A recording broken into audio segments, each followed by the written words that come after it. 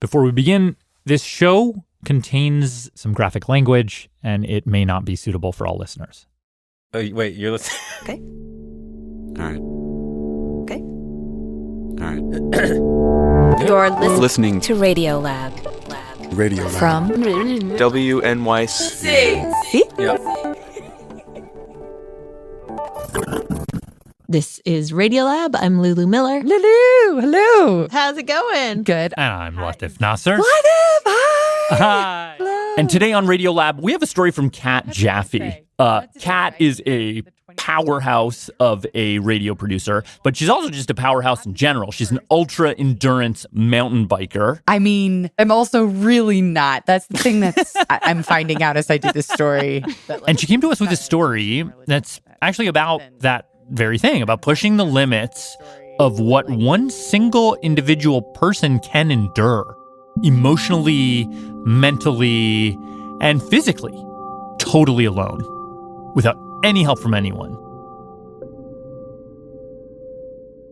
Let's see. I can't find them now because I have so many notes about this. There's so much I want to tell you. But oh man, where are they? Do you need some help? Okay. Thank you, Rachel. And so in a story about doing things all by yourself, we forced Kat to work with Radiolab producer Rachel Cusick. Yeah, we have a power team right here. This is great. We do. We do. And so to kick things off, the story actually started for Kat a couple years back. Yeah, in March of 2020. I was diagnosed with ovarian cancer. Oh, man. And the day that I was diagnosed, the hour I was diagnosed, was when Colorado was issued a shelter in place. Breaking news, stay at home. That is the order tonight. Kat lives in Colorado.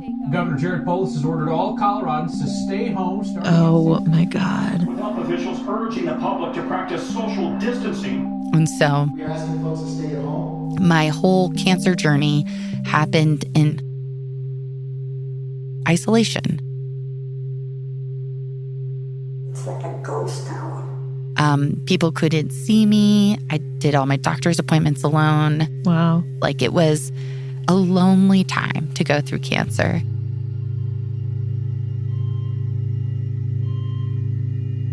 In the weeks and months after the diagnosis, Kat would be sitting at home alone or in the hospital getting chemo treatments alone.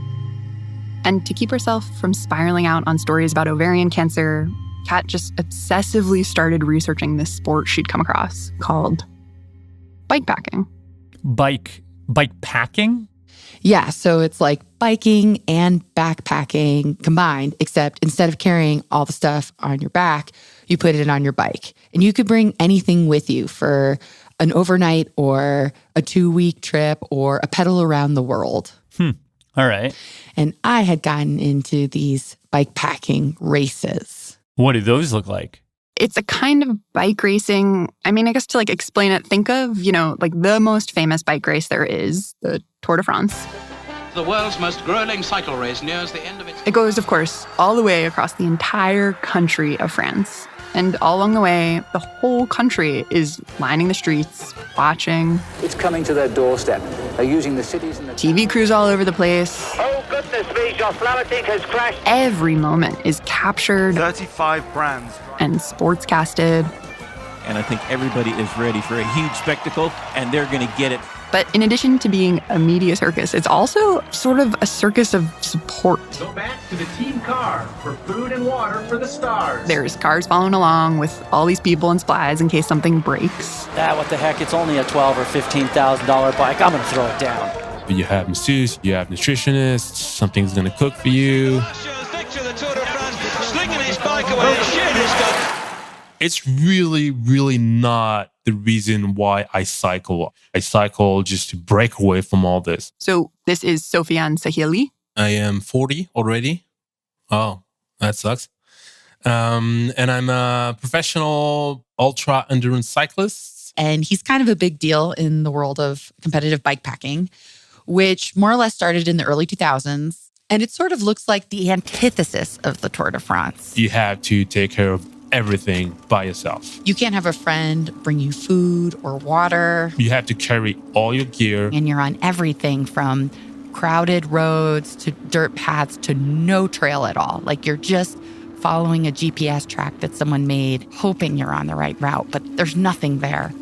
This brutal aloneness and self-reliance. It's our ethic, our ethos.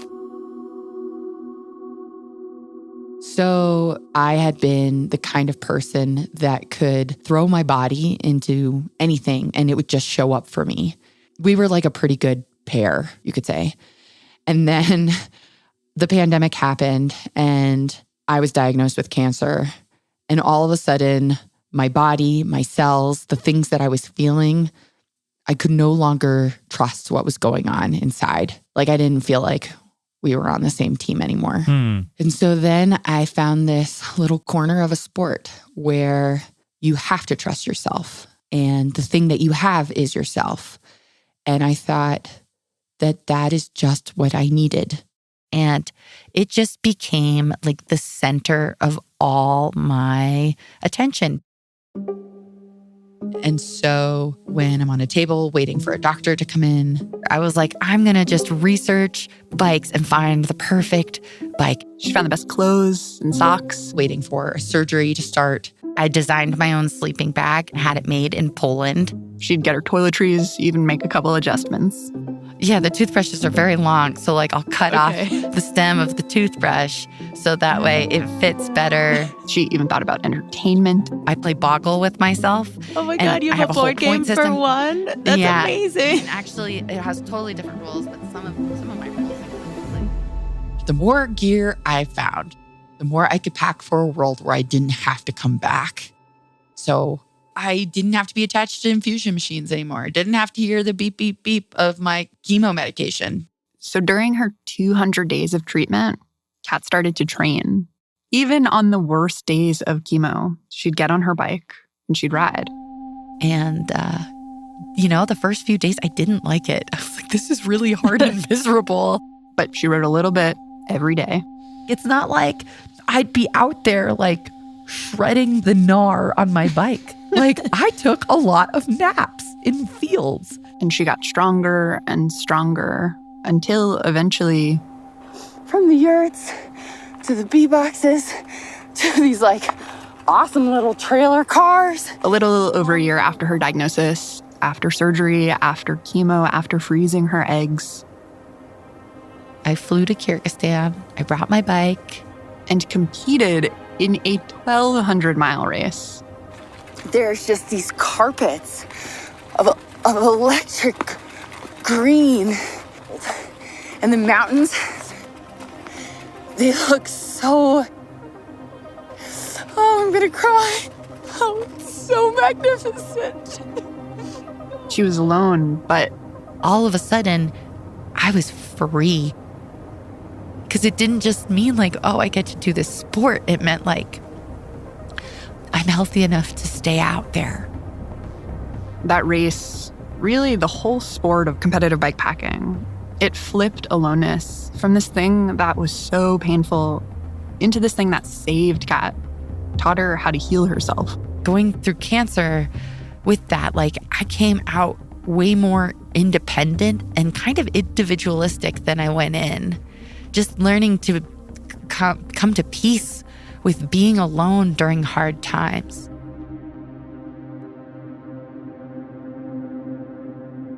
But that feeling, it would get a lot more complicated for Kat. And it all started with one particular bikepack racer. Her name's Lael Wilcox. She's one of the most popular bikepack racers in the world. And she's also thrown into question everything Kat thought she knew about going through hard things alone.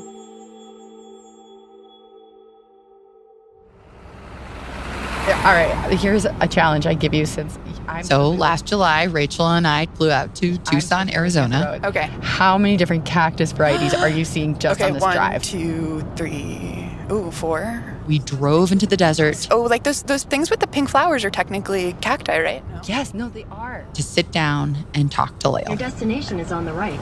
Oh my gosh, which one? This one? Okay. So we go there, we show up at her house. Yeah, I'm Lael Wilcox, and I'm an ultra-endurance bikepacker.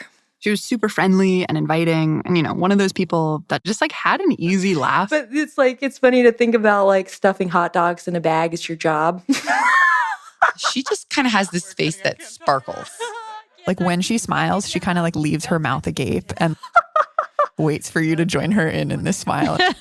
And I'm kind of fangirling a little bit because Lael is an absolute badass at this sport. I broke the women's record on the Tour Divide twice. I won the overall Trans Am in 2016, beat all the men. And she's inspired a lot of women to take on the sport, which has traditionally been super male-dominated. But the reason we were there to talk to her was because of this ride she did on the Arizona Trail back in April of 2022. Time trial starts in 1 minute. We're at the Mexican border, and it's a beautiful day, super windy. Yeah, the Arizona Trail is a national scenic trail that goes from the Mexican border to the Utah border, 830 miles about. That's Mexico. There's nobody there. It's super weird. She's doing this thing called an independent time trial. People just, they do it to see how fast they can go, but she's trying to break a record. So it's not a race. There's no one else out there. It's just her against the clock. Or so she thought. And it's the start of the ride. And I was like, okay, 9:03, here we go. And then she just takes off. I start riding and I felt this overwhelming sense of calm. I've never felt like that in my life. I was just almost in a daze. You pass through the Sonoran Desert, high grasslands, saguaro cacti. And in the beginning, she felt great. And I felt like that for the first 4 hours. And then, reality set in. All of a sudden, there's a cactus in your tire. So sometimes it's totally overgrown with cactus. So you're bushwhacking through cactus. She's cranking out all of these miles. I get to the 70-mile point at dark. I'm just staring down this narrow trail, hoping not to crash, hoping that the shadows are not rocks. Going as fast as you can. Just consistently moving forward. The whole thing is about your average speed over time. So it's okay, this is my plan. I'll sleep 4 hours a night. I will try to sleep at places with water. All along the trail, there are these water caches. Metal case with water jugs for hikers and bikers in the most remote stretches that are about every 30 miles. They're stocked by people called trail angels. So it's in the rules that if something is already there, available to everybody else on the course, you're allowed to take it. But these water caches... sometimes they're empty because other people drank it. You don't know. It's kind of like a gamble. Yeah, you don't know. So early in the ride, Lael gets to the first water cache, and there's water. It's good. Now, the audio you've been hearing is actually audio that Lael's wife, Rue, collected. My full name is Regila Kiladite, and I am a professional photojournalist. I document a lot of Lael's races. She partners with Lael sponsors to make these beautiful videos. So when she was filming the AZT... I did it with my friend Sean. He was kind of acting mostly as the driver. What I would do is I would plan on accessing trailheads, parking in the car there. So we'd see her maybe a couple of times a day, just a few seconds. Rue often is hiding in a bush while I go by. It's better for photos. I don't want to, mess with Lael. So, I would see them and be like, oh, they're there. And then that's it. She's not stopping. She would just be cruising. Lael would pedal 100 miles. And then you climb the road up Mount Lemmon. 200. I'd slept in the post office because it was 20 degrees up there. And then you descend down the other side on this heinous trail called Oracle Ridge where you're just walking. And then you don't see her for a while. You're up on a mountain, you get a photo of her, and you're well, I hope she's doing okay. But then it's I see Lael when she's sleep deprived. I see her after she's crashed. When she's hungry. Because I'm really calorie deprived. And then you're just standing there for Cliff Bar and oh man, that sucks, sorry. And in those moments, all Rue can really do is watch. Because remember, there's this rule that when you are competing in one of these bikepacking competitions, you can't accept help unless it's available to every other person riding the course. For example, there was this one day when Lael ran into Rue at a trailhead. She'll be I haven't had water in 4 hours. I'm so thirsty. Lael sees one of those water boxes, bends down, and opens up the rusty gate. There was no water. Meanwhile, Rue and their friend Sean are standing right there. And they'd be like drinking a gallon, but I couldn't take it. Lael wants that water, like she needs it. But she also doesn't want to take that water because the whole ethic of this sport is to be self-reliant. That is why she's out here. And then I'd like acknowledge that. And then I just like put up my camera and take a photo. You're like, you see the person you love most in the world and you're like, just keep going. So Lael keeps riding, away from water, away from Rue, away from any sense of comfort. And eventually, in the distance, she sees this outline. I'm like, oh, it's Rue. I hope she's doing okay. When I get too tired, I can't focus my eyes. I hallucinate.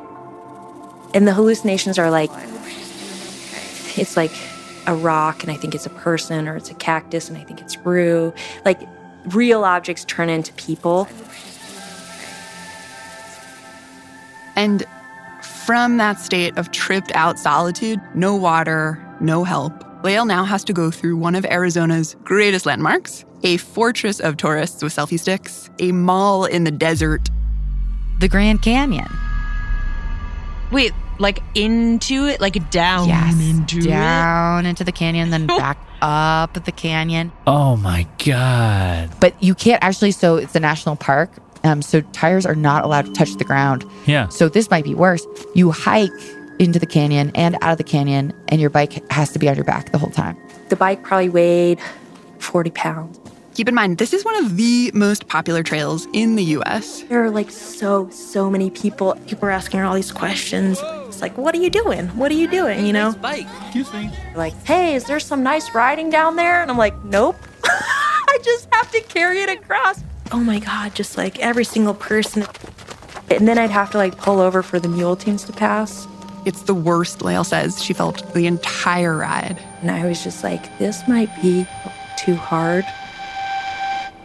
And after hours of hiking, Lael makes it to the bottom of the canyon, crosses the Colorado River, and then has to start going back up. I start going up, and then I like get to the North Rim, pull my bike back together, start riding. But after a little bit, her eyes start losing focus. I start getting paranoid, like it'll never end. So I'm like riding as fast as I can. I'm like, I just want to finish. I just want to finish so bad. I'm listening to pop music. I'm just raging. And then I crashed. 3 miles from the finish. I was like, all right, get it together. Headphones out. All that's left. The Vermilion Cliffs, beautiful pink rolling mountains, no trees, wide open. And that's it. Yeah! Woo! So how'd she do? It's an 827-mile route, and Lael does it in 9 days, 8 hours. 9 days, 8 hours, and 23 minutes, which means she breaks the record. I beat the previous record by 2 hours, 20 minutes. Men's record. And she beats the previous women's record by basically a day and a half. Wow. Damn. Good for her. Wow. I know. That trail is like the hardest thing I've ever done. But it doesn't count. Why? Why? Well, we're going to get to that after the break.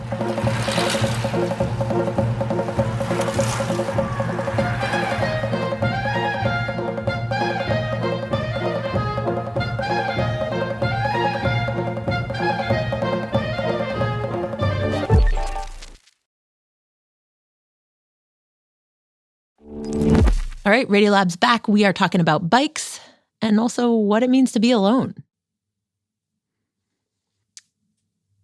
Right? Latev? Yeah, I'm still here. I was just messing with you. That's all right. Aloneness is the job. But anyway, let's bring back reporter Kat Jaffee and Radiolab producer Rachel Cusick. So before the break, we told you about this woman, Lael Wilcox, who did this incredible competitive bikepacking ride. 830 miles through Arizona, the deserts, the mountains, the forests, down the Grand Canyon, back up the other side. And she did it faster than anyone had before. But then Lael found out the record didn't count. Yeah, so what happened? Why? Why not? A few hours after Lael finished, the guy who runs the Arizona Trail Race posted on Instagram and said the reason was that Lael's wife, Rue, and her media team were out on the course the whole ride, and they saw Lael, like, a lot. But wasn't Rue's whole thing that she intentionally did not help her? Yeah, but competitive bikepacking is all about completing these rides self-supported. And the race director said having people come out and visit you is the kind of support. Wait, so her record doesn't count just because some people watched her break it? Yeah.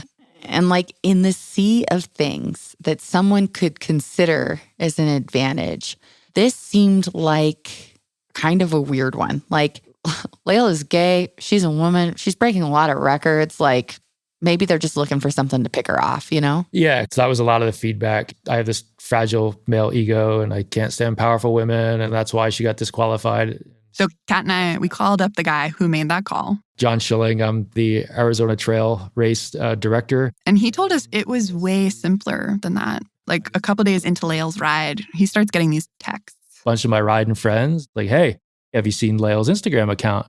Like, well, no, because I've been out riding. He's also a bikepacker. So, of course, I go look and I'm like, oh, okay, great. So there's clearly a media crew following her for this event, and that's not allowed. And it was also a violation of our visitation rule. And what's that rule? People can come out and see you. You just can't have the same people over and over and over again at like every trailhead crossing. That's in your list of rules on the website? Yes. Along with the rules that say you can't have someone come bring you food or you can't draft off another person, is this rule that says you can't have someone you love come out and keep you company along the way.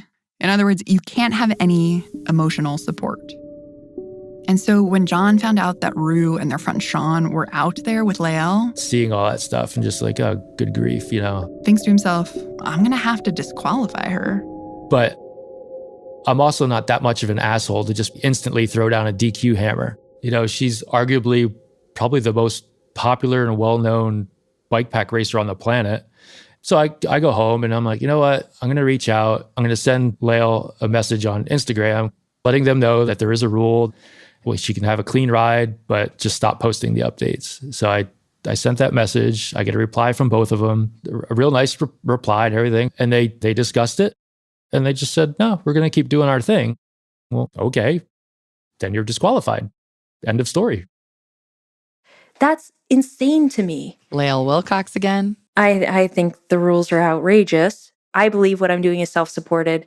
And I'm not going to like back down just because some guys tell me that I'm getting an emotional boost. Lael says that when she was first told that Rue can't follow her because it's going to be an emotional advantage, I really thought about it. Like, is there something unfair happening? Should I not be doing this? Should I be respecting this? But pretty quickly, she decided, forget it. It just didn't seem like a big deal. Who cares? Rue's just taking pictures. And for Lael, those pictures were the big deal. The people who care about the sport, they all say they want more women to participate. And this is a struggle at this point. So having somebody there shooting photos, it changes it. You might inspire some little girl to go ride her bike. And Lael says that whether or not Rue is there, she's doing this thing self-supported. Self-supported means like actual physical help. Yeah, people shouldn't bring you something to eat. That would change it from self-supported to a supported ride. Like the physical needs are much more important. Absolutely. Yeah, the physical stuff is what you have to take care of is how you're going to get results. People are always like, oh yeah, that endurance stuff, it's all just mental. And I'm like, you try to ride 200 miles in a day and tell me it's all mental. Like she's not superwoman because of emotions. Oh yeah, I just, got a day and a half faster pretending she's not there with her camera on me. I don't know. You might feel happy if you see me. Lael's wife, Rue, jumped in. Will that make you go 2 hours faster than the guy's record? Will that make you go 36 hours faster than the woman's record? That's insane. And if anything, having her out there, I think that's slowing her down. Might actually make things harder for Lael. She'll see us. She'll talk to the camera. Like, I don't know how that's making her faster. Like, stopping to chat, talking about like what happened the last 100 miles. I don't think that's going to make you faster. And that made sense to me because if you think about Lael's ride, she's out there, she's in her flow, she's trying to accomplish this ride. She's taking all of her energy and focusing on herself. And then suddenly, here's the person that you love the most and you're wondering like, are they okay? And you're worried about them, worried about you. So you thought Lael was winning despite her partner being hidden in the bushes? Exactly. One of the things that having cancer during the pandemic taught me was that interacting with people that you love sometimes can make things harder. Sometimes they were trying to make me feel better and they would almost say that like the cancer was my fault, or people I trusted to even diagnose me from the beginning misdiagnosed me 4 times before we found my cancer. I mean, Solitude is a shelter. So do you feel that people are more of an emotional drain on average than a emotional boost? I just don't think that the concept of emotional support is the same for everybody. Yeah, this rule felt totally absurd to me when I first heard about it. But then, I took a ride with Kat and Lael on the AZT. They're off in the distance, speeding down this hill. Now, I am not a professional bikepacker. This is what I live for. But I've done a lot of long-distance biking. This was a good choice. And I was shocked at how freaking hard this was. Whoa. It was just up and down and up and down. Oh my God. Fuck this hill. I'm like pumping the brakes. My hands get like super tight from just like holding on for dear life. I just fell off the fucking mountain. I ran out of water. Getting really dizzy. I was covered in scratches. Fuck cactus! Ow! Fuck cactus! And at one point, we were taking a break, and I heard this very weird sound. This sound like a sprinkler going off in a bush. What does that sound? And I was like, oh my God, what a fun sound. I'm going to go collect it. I think that's a rattlesnake. No! Oh my God. Oh my God. Rachel, just keep moving. No. Ah! It's terrifying! Holy shit. It was just shy of 100 degrees out there that day. And eventually there was this moment. I keep thinking I'll turn a corner and see somebody, and I don't. When I was all by myself. And it feels really lonely. Lael and Kat were off in the distance somewhere. I think this is the way. I have no clue if they're not here. And I just hit this wall. Like, I want to quit. I want to go home. Oh my God. Fuck me. I got off my bike and I just started walking.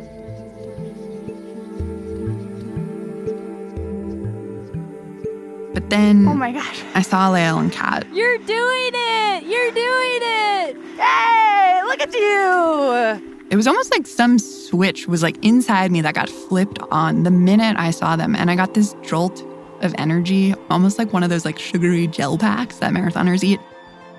Okay, back on my bike. And back on my bike. I got back on my bike. And I kept riding. And that's like not nothing.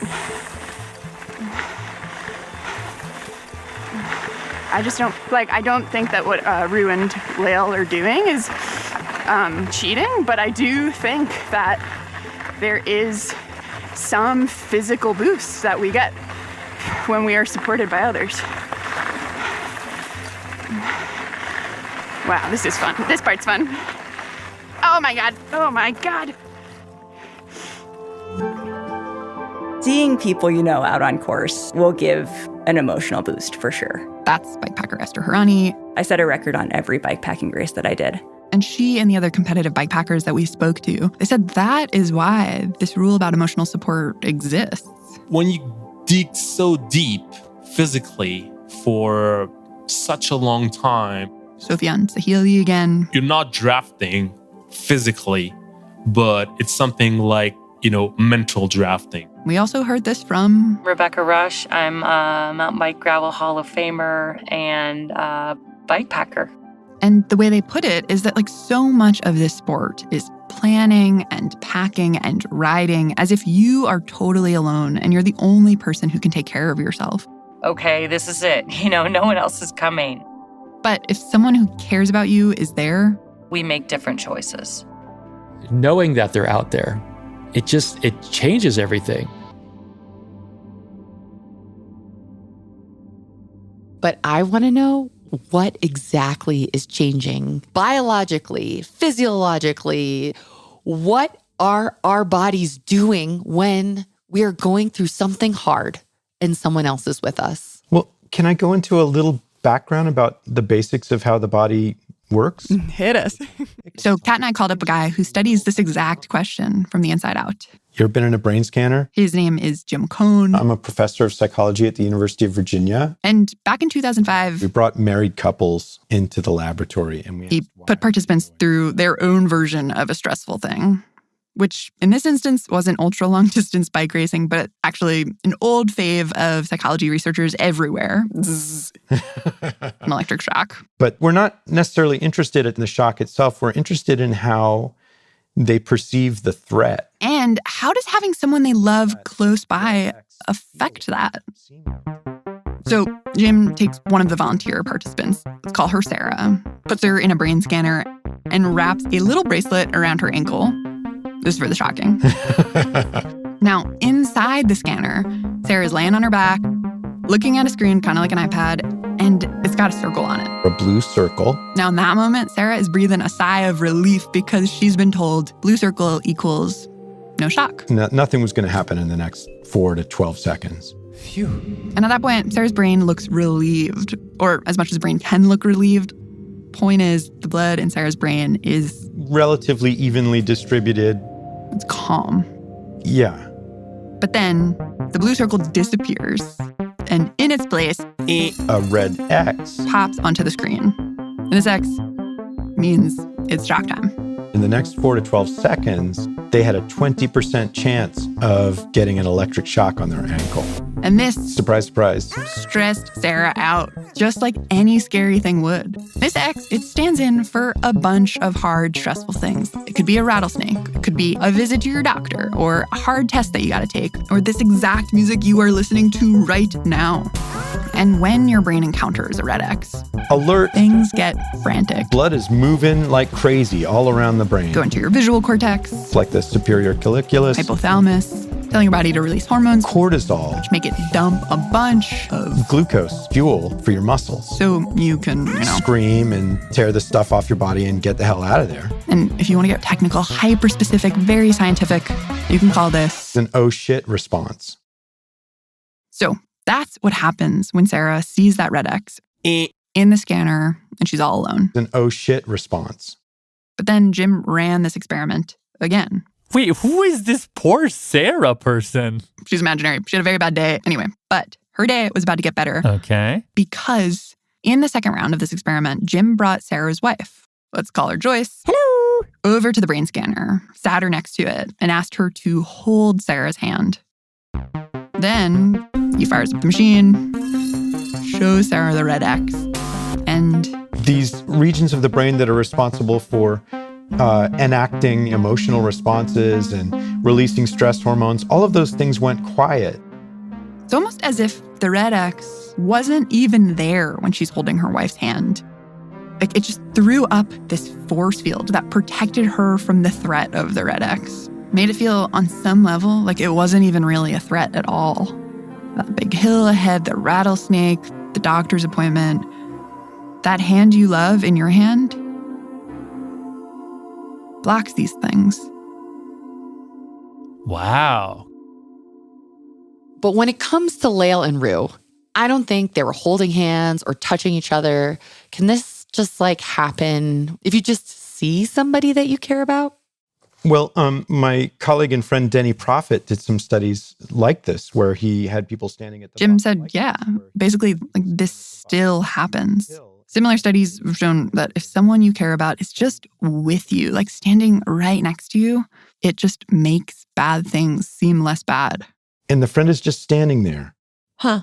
So did Jim dare to enter the debate? Did he come down on one side? I have to say, the critics of Lael are 100% correct. According to the science, having someone you love with you during a hard thing, it helps. Yeah. However, when it comes to the decision to do the thing the way she's doing it, I'm 100% on the side of Lael. Yeah. Can you say more about that? Well, one of the things we see is that people who are walking through the world with the expectation that if something bad happens, other people are going to take a problem away. Those people use more of their metabolic resources for growing hair, repairing tissue, building their immune system, doing all of these things that are associated with longer, healthier, and happier lives. So what Jim is saying, and this is huge, is that when we believe there's another person there, you can use all this stuff you're storing up because there is a backup person there. Meanwhile, people who believe or do things on their own or feel that other people are not necessarily part of the solution, but they add more work. Those people, and you may be one of them, Kat, I don't know, we'd have to measure it. But those people on average tend to keep a higher concentration of glucose circulating in their bloodstream, sometimes quite a lot more. They store the energy in case something happens. But that's not necessarily a good thing because you can sort of flame out.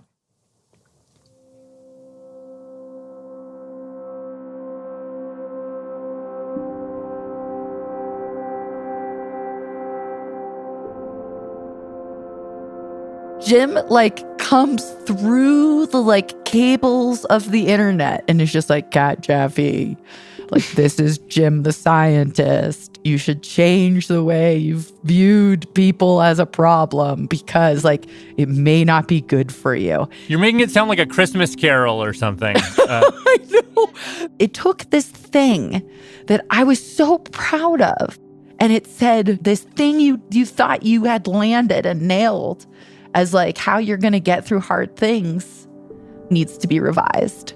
So you at the beginning, you were on team other people are more trouble than they're worth. And now he comes in and he's like, yeah, your body thinks otherwise. Exactly. And at first I was like, no, we need more science. This can't be everything. You know, F you, Jim, you're just one scientist with one MRI machine. What do you know? Yeah, basically. And then I was like, well, you know what? Why don't you just try on what it would be like if Jim's right? And so that was the fall until now. And my life has infinitely improved. What'd you do different? What did you actually change? I took up social dancing. What kind of are we tango? Salsa, bachata, cumbia, West Coast swing. I do it all. So yeah, I've really fallen in love with dancing. But also professionally, I have been collaborating with a lot more teams. I just was I don't want to have to do every part of everything anymore.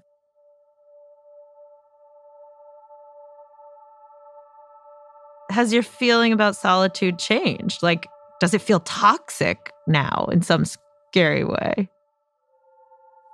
No. I still go bikepacking, and when I do, I invite people. But most of the time, I end up going alone, and I love it. I mean, it's. I think there's beauty of the loneliness that can come with being out there all alone. Esther Harani. Learning how to deal with tough situations by yourself. I think it makes life a little less scary, and you become a little less worried that what if my support system leaves me for whatever reason? What am I going to do? And when things do get hard and you get lost and you figure it out all on your own, there is an amount of confidence that cannot be built with other people around who are going to pick you up if you fall down. Rebecca Rush. And it's not to say either is right or wrong. I've done amazing rides. I love riding with people. It's such a bonding experience. But I also love riding alone because then I really get to know myself. Then I get to know the one person that I'm going to live my whole life with, and that's me.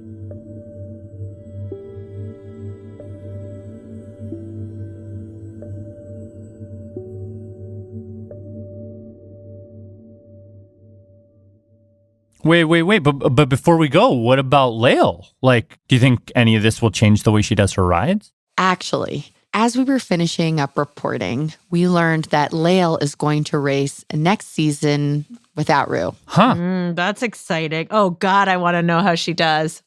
Yeah. A lot of us will be watching. I am. I will be. Me too. But if Rue's not there, how are we even going to watch it? Rach, you want to head back out there with a microphone? No fucking way. I'm having so much fun on my own. I want to tell somebody. All right, that's a wrap. Time's up. End of race. See ya. And if anyone actually does want to watch Lael's next season of racing, you can actually track her. There's this website called trackleaders.com. You can watch her dot, move along. Rattlesnakes are sold separately.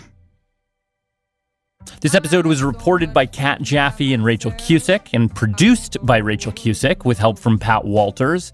Original music and sound design by Jeremy Bloom with mixing help from Ariane Wack and fact-checking by Emily Krieger.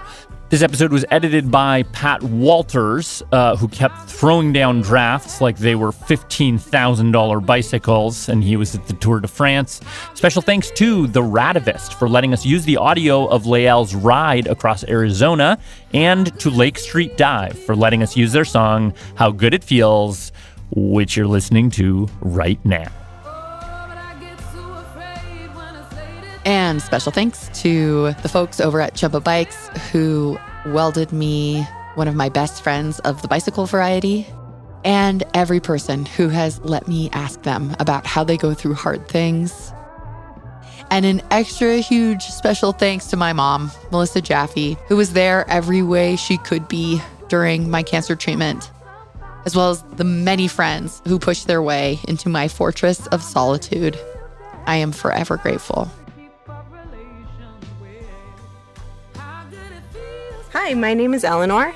And I'm David, and we are in beautiful Utah, cycling all the way from Montana down to the Mexico border. With our 4-year-old daughter, 80. Radiolab was created by Jad Amberrod and is edited by Soren Wheeler. Our hosts are Latif Nasser and Lulu Miller. Dylan Keefe is the head of sound design. Our staff includes Simon Adler, Jeremy Bloom, Becca Bressler, Rachel Cusick, Akedi Foster Keys, W. Harry Fortuna, David Gable, Maria Paz Gutierrez, Sindhu Nyanasambandan, Matt Cutie, Annie McEwen, Alex Neeson, Sarah Kari, Anna Rasquet Paz, Sarah Sandbach, Ariane Wack, Pat Walters, and Molly Webster, with help from Andrew Vinales. Our fact checkers are Diane Kelly, Emily Krieger, and Natalie Middleton.